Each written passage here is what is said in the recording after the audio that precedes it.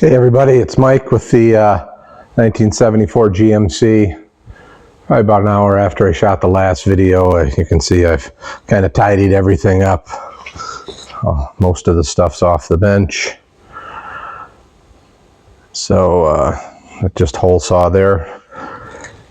And even vacuumed up over there, cleaned up all of the sawdust and kind of organized the scrap piles and what have you.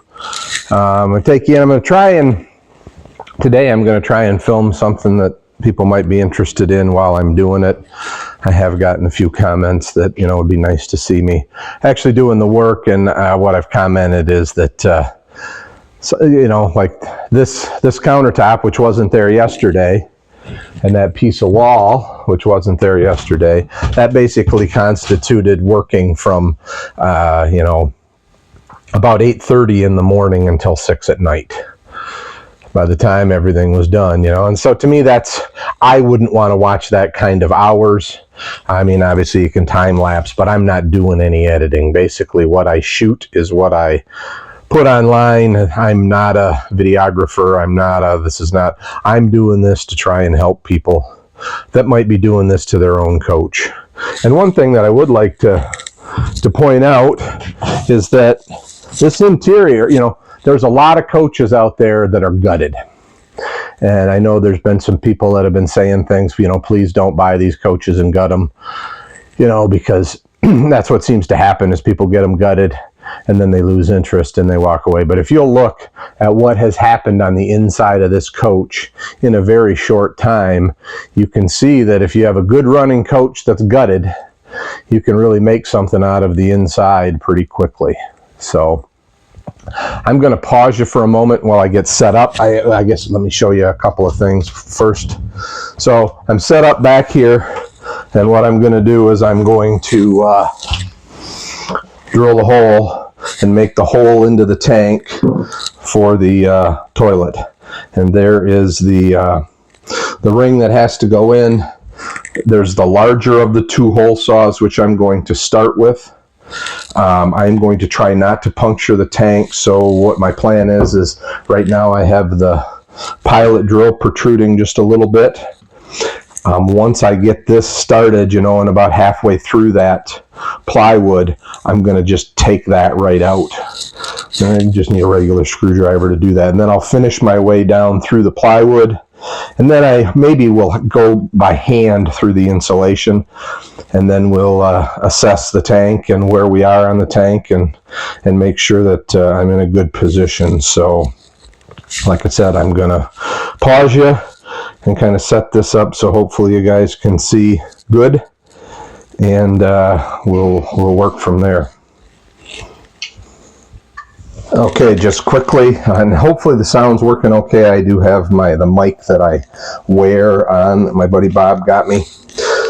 Just a couple of things. This is the center mark that I'm going to use, and I don't know if you can see it with your view there, but it says 12 1/4. It's 12 1/4 off of my wall here, and then 8 3/4 off of this wall, and then this 14 3/4 is where I feel the edge of the tank is, based on that was drilling up from underneath, not quite at the edge.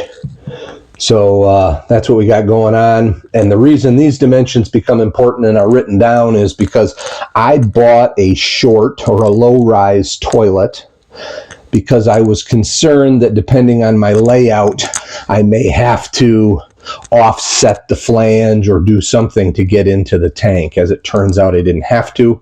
But so there's going to be a platform here that the toilet's actually going to sit on to make it the same height as what I would call a high-rise toilet.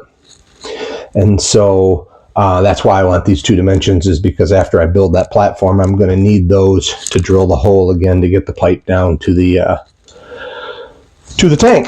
So let's go see how this works out.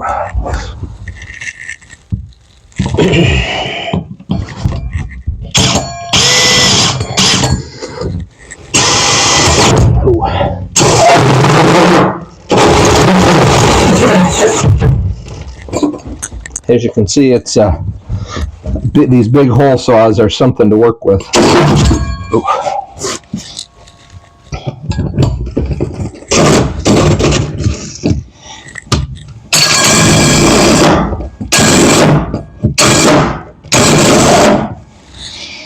Okay, hopefully that's about enough to get me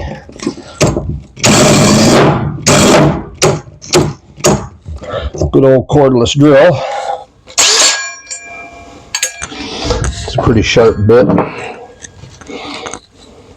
I may have to go get another battery. But there, the drill's out. We'll see what happens here.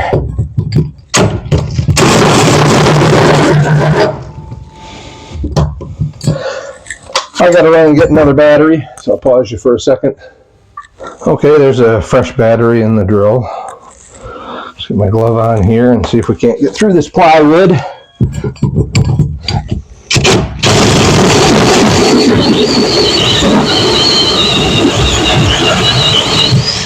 Okay.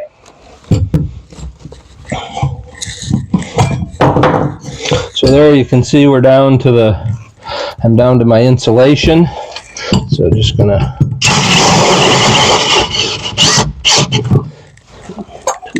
uh-oh. Dang, that's close.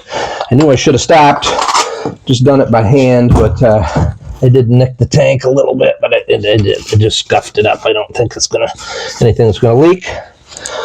So you can kind of see down in there, and it looks like we're good on the tank.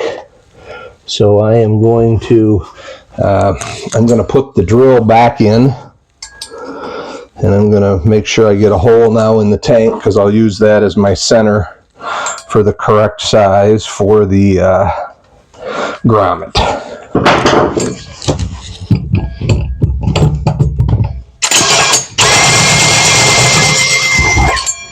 Okay, so there we got that. I apologize, I forgot to bring the other bit. Okay, here we go. I got the smaller bit in the drill, and I did vacuum while you were away. You didn't have to listen to that, but this should be a quick, pretty easy hole to drill.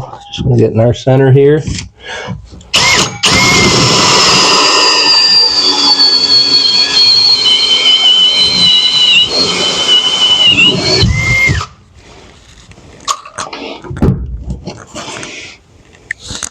All right, so you can kind of see now. I guess I might as well move you over here.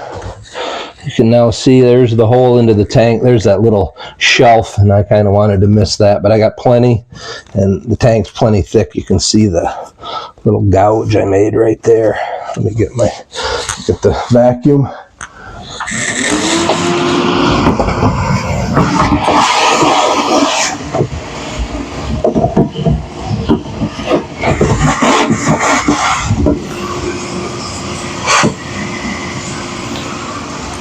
All right, so I'm going to clean that hole up and basically tuck this down in there, and that'll be that. So I'll pause you again. Well, I need gloves that can pause. Okay, so what I've got here is this is a deburring tool used mostly for metal, but I'm thinking it's going to work okay for this. We'll see what happens.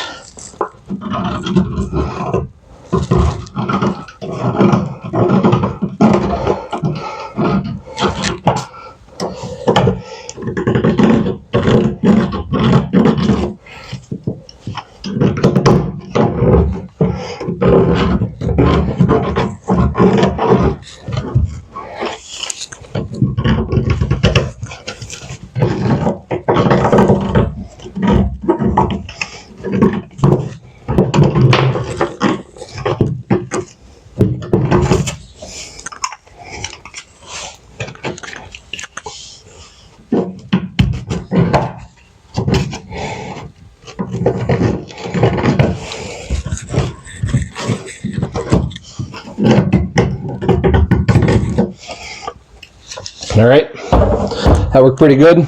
Quick vacuum.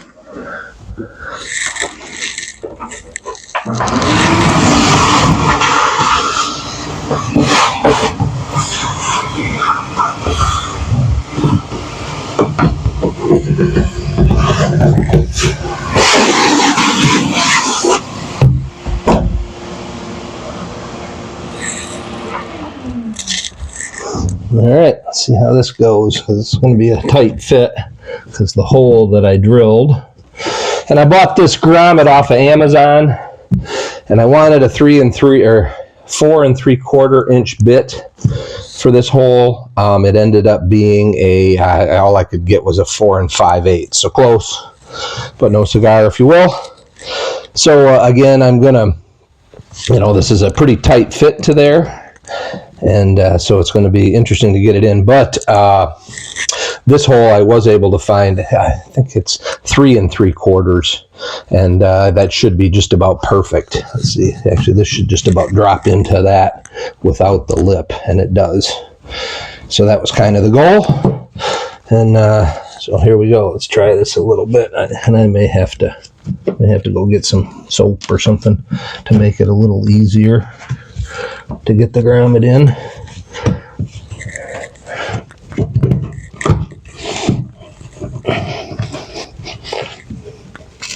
Got my glove in there.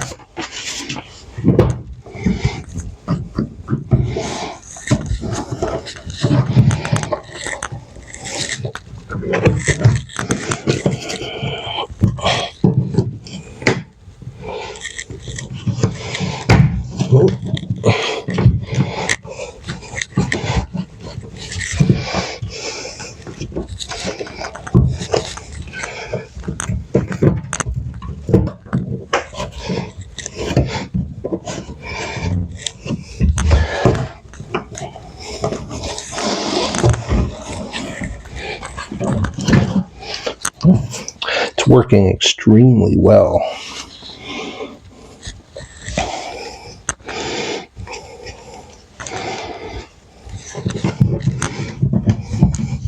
And I don't want to do this, but if I had to, I could pull that tank out and put this in without having to work through this hole.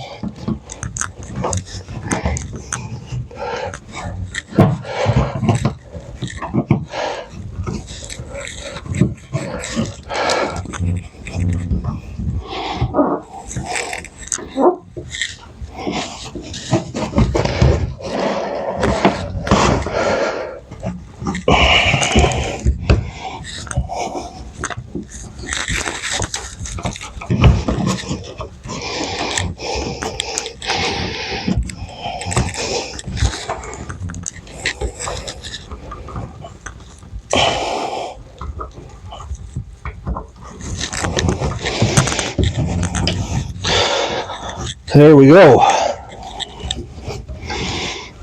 When it comes time to put the toilet flare, the pipe down in there, I'll probably use some Vaseline or something.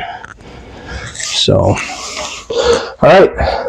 So there's a little how-to get that tank ready for the plumbing. All right, everybody, have a great day. And remember, if you have questions or you want to see something, let me know. I'll see what I can do to actually film the work like I did here. So everybody have a great day.